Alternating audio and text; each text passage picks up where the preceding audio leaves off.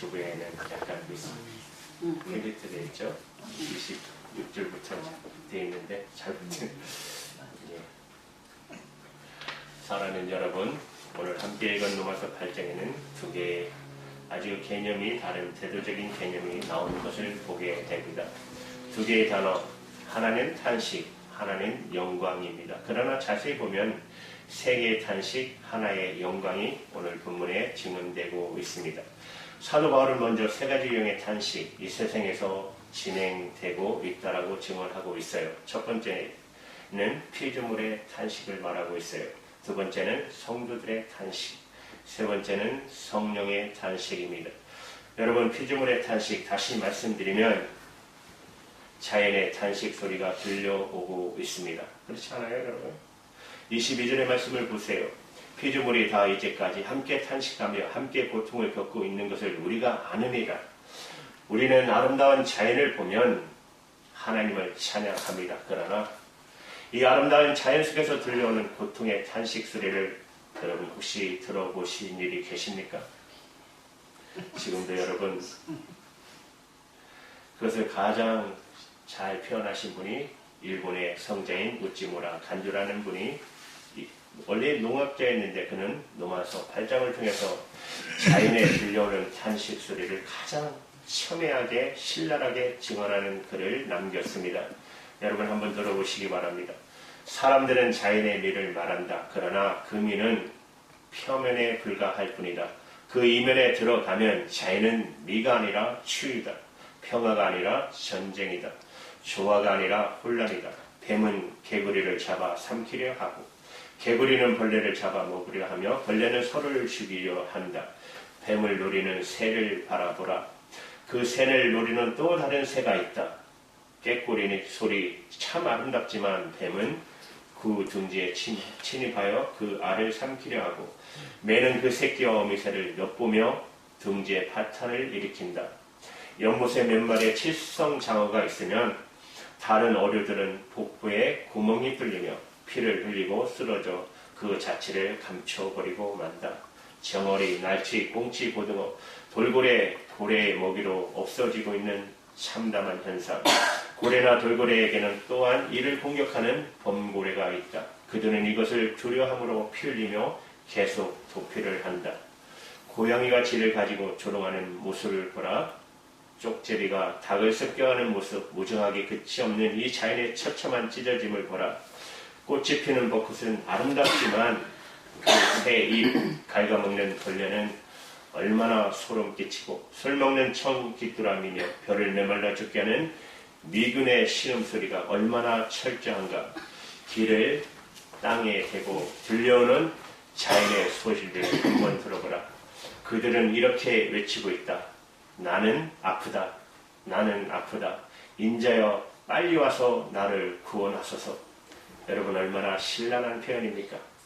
이 자연의 탄식 소리와 함께 또 하나 세상에 들려오는 탄식 소리가 있습니다. 그것은 바로 성도들의 탄식 소리입니다. 오늘 로마서 8장 23절을 보면 성도의 탄식을 증언하고 있습니다. 우리 한번 같이 읽을까요? 시작. 그러나 또한 우리 온 성령의 처음 듣는 열매를 우리까지도 속으로 탄식하여 양자될 것 곧 우리 몸의 성령을 기다리느니라. 우리는 구원을 받았습니다. 그러나 우리의 구원은 완성되지 않았습니다. 아직도 우리는 죄와 더불어 싸우고 있습니다. 그런 인간에게 겪어야 하는 고통에서 성도들도 예가 아닙니다. 여러분, 생로병사는 대표적인 우리의 고통일 것입니다. 우리는 태어날 때 탄식하며 울며 태어나지 않았습니까? 나이 들어가면서 또한 우리는 고통합니다. 우리는 온갖 질병 속에서 신음하고 있습니다. 우리는 죽음 앞에 두려워하고 고통스러워하고 있습니다. 인생의 길에 우리들을 기다리는 온갖 사고와 실패, 정신적인 고통, 배신, 수모, 소외, 모멸과 오해, 열등감, 고통 속에 그래서 우리 내면 깊은 곳에서 우리는 신음하고 탄식하고 있는 것입니다. 이것이 바로 성도의 탄식입니다. 이 세상에서 성도들도 결코 이해할 수 없는 탄식 속에 인생의 길을 걷고 있다라는 사실입니다. 그러나 오늘 본문은 또 하나의 탄식을 우리에게 증언하고 있어요. 그것은 바로 성령님의 탄식입니다. 로마서 8장 26절 말씀을 함께 읽겠습니다. 시작. 이와 같이 성령도 우리의 연약함을 도우시나니 우리는 마땅히 기도할 바를 알지 못하나 오직 성령이 말할 수 없는 탄식으로 우리를 위하여 친히 간구하시느니라. 하나님의 영이신 성령님이 왜 탄식하실까요? 여러분, 우리는 이미 자연의 탄식 소리를 함께 생각해 보았습니다. 이 자연이 훼손되고 파괴될 때 여러분 누가 제일 괴로워하실까요? 이 자연을 지으신 분이 아니겠습니까? 창세기 1장에 보면 만물이 창조가 되기 시작되기 전 하나님의 신인 성령이 수면에 운행하셨다라고 말씀합니다. 하나님은 성령님을 통해 만물을 창조하셨습니다. 그런데 그 만물이 파괴되고 있는 모습을 보고 여러분 그것을 만드신 성령님이 또한 탄식하지 않겠습니까? 그 성령님의 탄식 소리를 여러분 들어보셨나요? 세계적인 신학자인 하널드 스나코라는 분이 계십니다.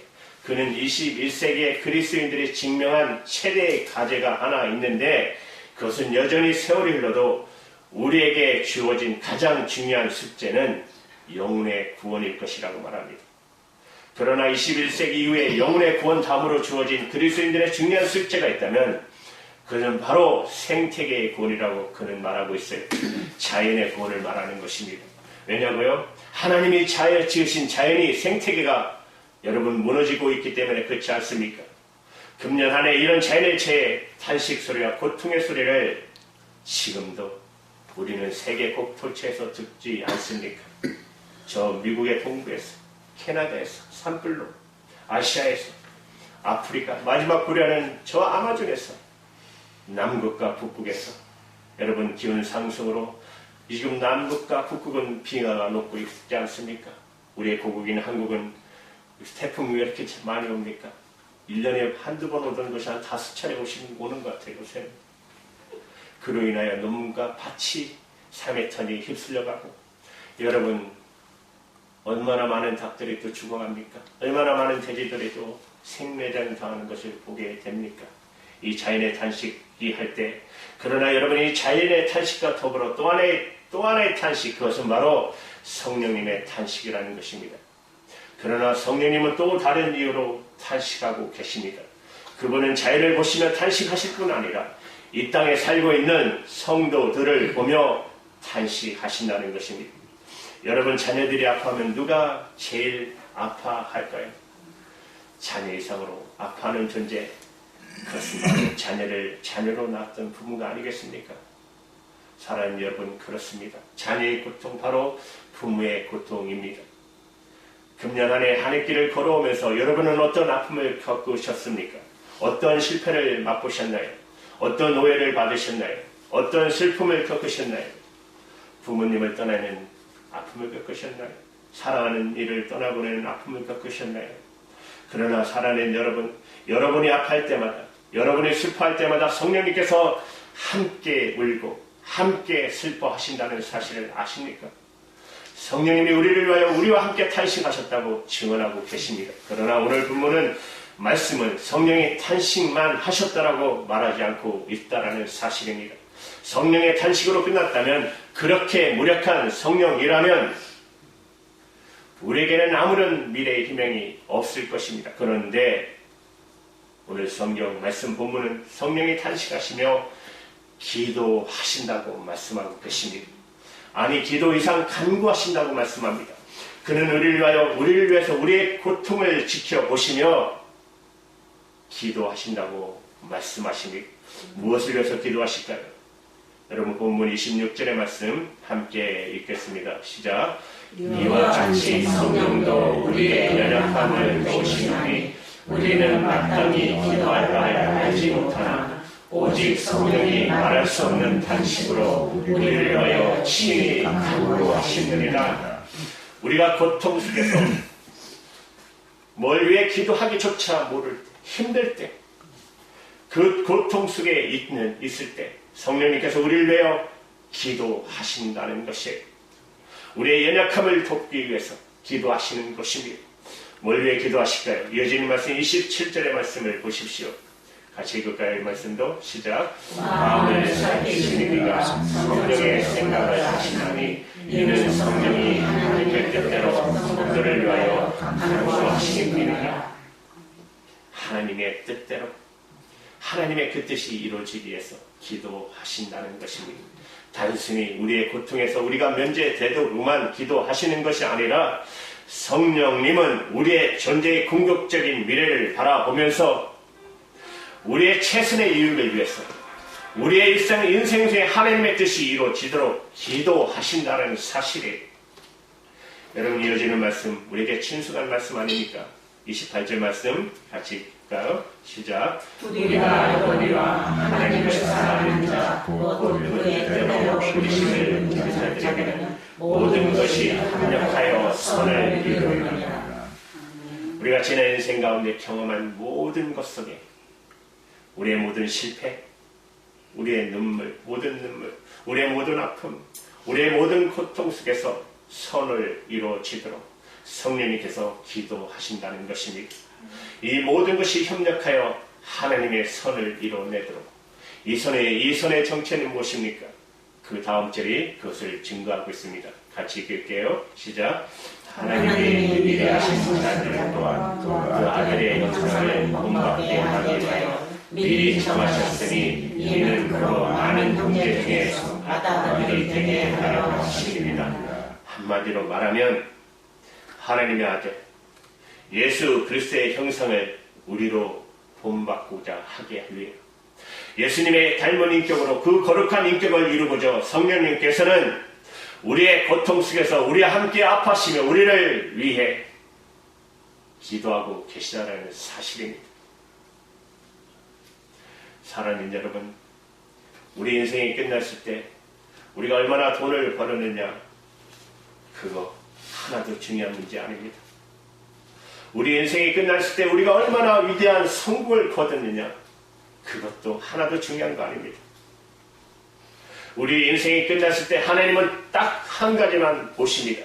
이 모든 고통 속에서 하나님을 닮은 빛나는 인격으로 빚어 우리를 그분 앞에 세워두고자 하는 것이 이것이 하나님의 목적이기 때문에 성령님은 이 모든 고통 속에서 우리와 함께 예수님의 빛나는 인격을 닮아가도록 역사하고 계시다라는 사실입니다.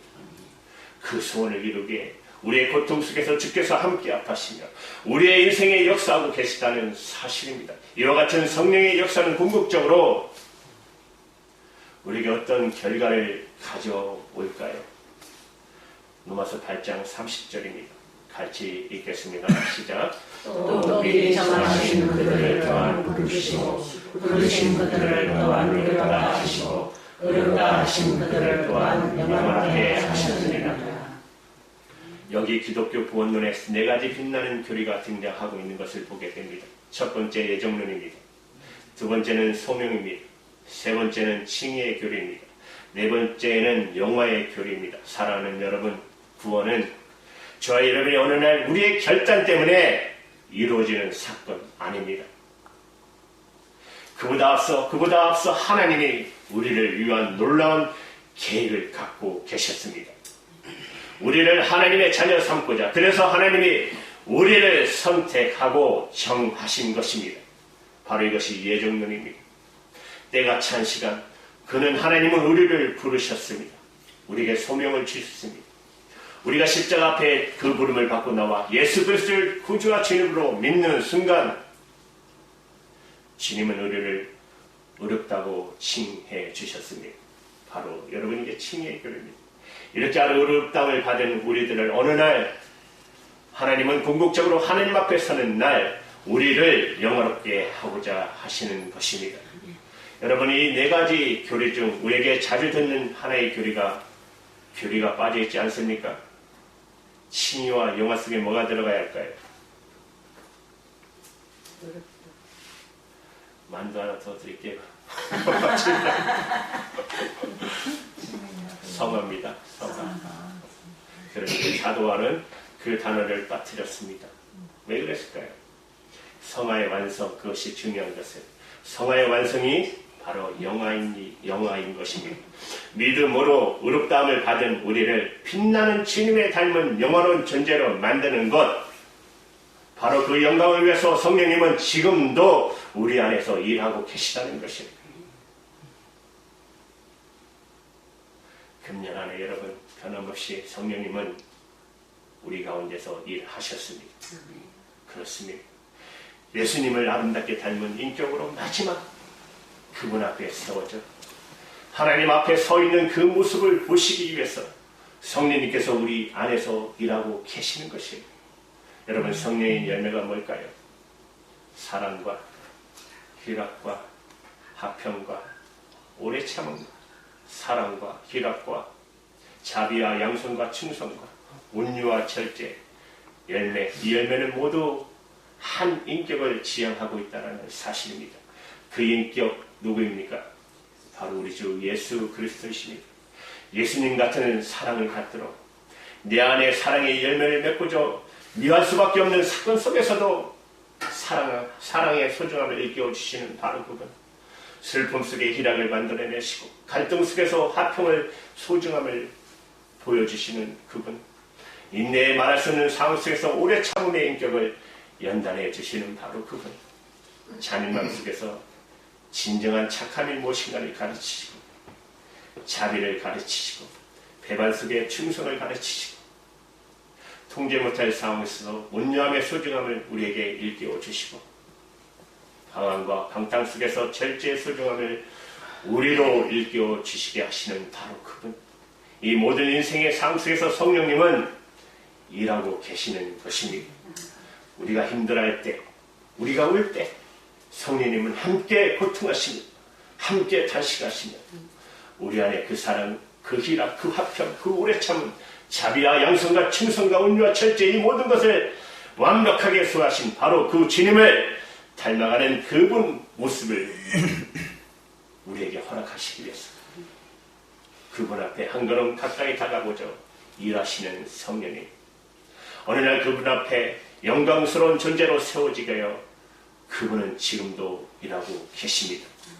그렇다면 사랑하는 여러분, 이제 이 한 해의 안의 인생의 고통의 자리에서 벌떡 일어나시기 바랍니다. 그리고 이제 영광의 자리로 나아가시기 바랍니다. 주님 한 걸음 한 걸음 더 닮을 수 있는 그 찬스를 위해 주님은 또 다른 우리의 새해라는 시간을 허락하여 주셨습니다. 새해의 영광을 위해서 한 해 동안의 탄식의 자리에서 벌떡 일어나 두려움이 변하여 기도가 되었다고, 한숨이 변하여 찬양이 되었다고, 이 탄식이 변하여 영광이 되었다고. 오늘 본문의 결론 이것입니다. 탄식으로부터 영광으로, 탄식할 수밖에 없는 아픔 속에서 영광을 빚어내는 그분, 그 영광의 새해를 위해서 우리에게 생명을 연장시켜 주신 것입니다. 이제 새해를 바라보며 드릴 기도가 많지만 주님 한 해 동안도 나를 빚어 만드셨다면 새해도 조금 더 주님을 닮겠습니다. 마침내 어느 날 주님이 기뻐하실 영광스러운 모습으로 세워지게 하여 이 한 해 동안 우리에게 모든 탄식 속에서 하나님이 하셔야 할 마치시고 저를 이제 새해로 보내주십시오. 이것이 저와 여러분의 기도가 되기를 주님의 이름으로 축원합니다. 기도하시겠습니다. 사랑하는 주님 감사합니다. 지금 인생이라는 항해길을 우리가 걸어갈 때 때로는 하나님 탄식할 수밖에 없는 수많은 시간들이 우리에게 다가옵니다. 슬픔, 사랑하는 일을 하나님 아버지와 헤어져야 할 때, 가장 가까운 사람이 나를 배신할 때 하나님 아버지요 주님, 때로는 하나님 아버지시여 환경이, 또 하나 때로는 우리에게 가장 믿었던 스승이, 때로는 가장 믿었던 나의 가장 소중한 사람들이 하나님 아버지와 배신할 때도 있고 우리를 떠나갈 때도 있지만 하나님 그때마다도 우리가 하나님 아버지와 그 탄식에서 하나님의 영광의 자리로 나갈 수 있는 담대한 믿음으로 일어설 수 있도록 도와주시옵소서. 무엇보다도 하나님 이제 남은 새해 또 이제 다시 다가올 새해를 바라보며 우리에게 주시는 이 은혜의 길을 힘차게 걸어가 하나님의 영광의 나라 그 들어가는 그 순간까지 하나님의 영광만을 바라보는 저희들 되게 도와 주시옵소서. 감사드리며 우리 주 예수님의 이름 받도록 기도하옵나이다. 네. 장로님 나오셔서 마지막 주일 찬양을 하나님 앞에 올려드리겠습니다.